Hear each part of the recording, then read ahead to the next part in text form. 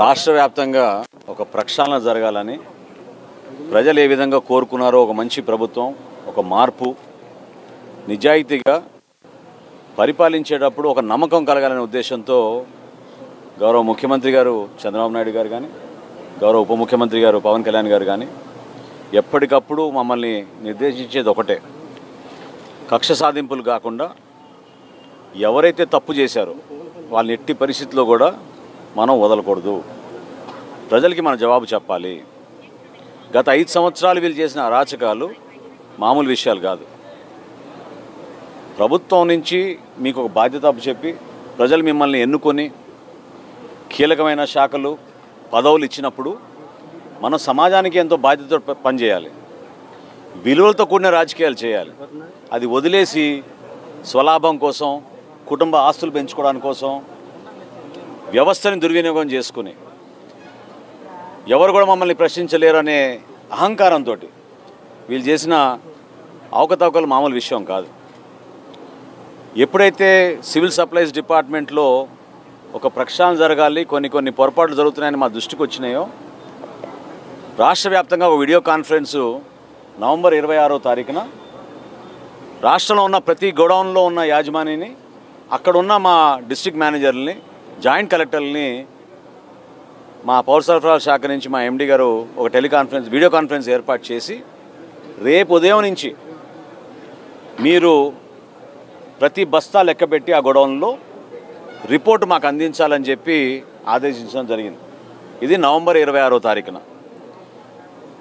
అదే రోజు రాత్రి జేఎస్ వేర్ హౌస్ పేరుని జయసుధా గారు హడావిడి చేసి మరుసటి రోజే మా దగ్గర బస్తాలు లెక్క తప్పింది, తప్పు మాది కాదు, అక్కడున్న వేయి బ్రిడ్జ్ది.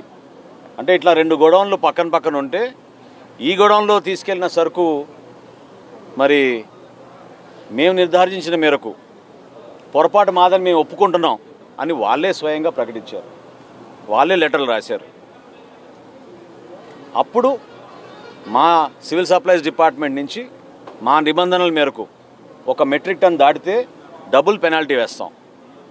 ఆ విధంగా నిర్ధారించి వాళ్ళని 1,71,00,000 రూపాయలు వాళ్ళు కట్టాలని, ఇమ్మీడియట్గా వాళ్ళపైన క్రిమినల్ కేసులు తీసుకోవాలని 27వ తారీఖున మా సివిల్ సప్లైస్ ఎండీ గారు అక్కడున్న మా జిల్లా యంత్రాంగానికి, జాయింట్ కలెక్టర్ గారికి, ఎస్పీ గారికి ఉత్తరం రాయడం జరిగింది.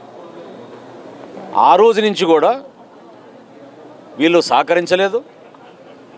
నోటీస్ ఇచ్చి మీ గోడౌన్ని మేము వెరిఫై చేయడానికి వస్తున్నామని జాయింట్ కలెక్టర్ గారు పంపిస్తే వీళ్ళెవ్వరు కూడా అక్కడ లేరు, సహకరించలేదు.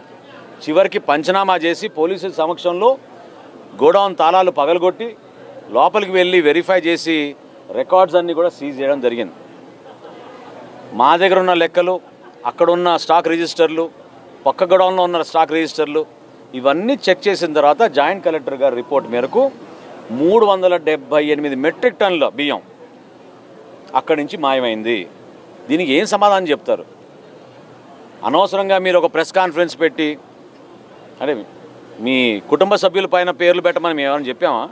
మీ పేరే పెట్టుకోవచ్చు కదా, మీరు వ్యాపారం చేయొచ్చు కదా. మీరే 2021లో ఈ గోడౌన్ అప్పుడు ప్రభుత్వంలో ఉన్నారు కాబట్టి ఇన్వెస్టర్ గోడౌన్గా వీళ్ళు లాక్కుని ప్రభుత్వం నుంచి సంపాదించుకోవాలని ఓ దుర్మార్గమైన ఆలోచనతో చేసిన కార్యక్రమం ఇది.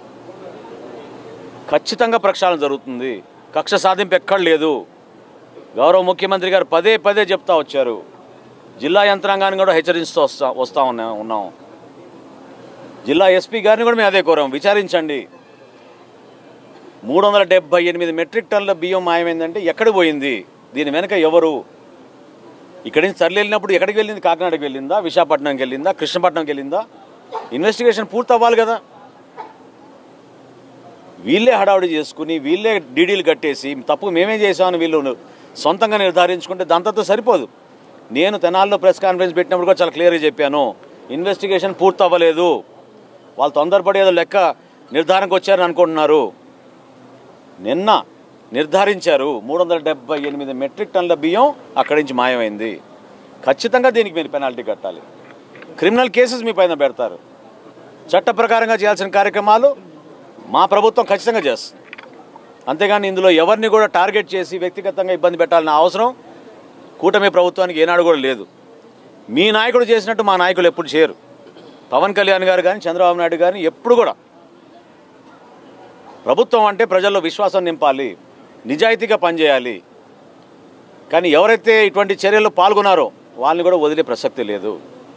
కాబట్టి ప్రజలు చూస్తున్నారు, వ్యవస్థ ఖచ్చితంగా ప్రక్షాళన జరుగుతుంది.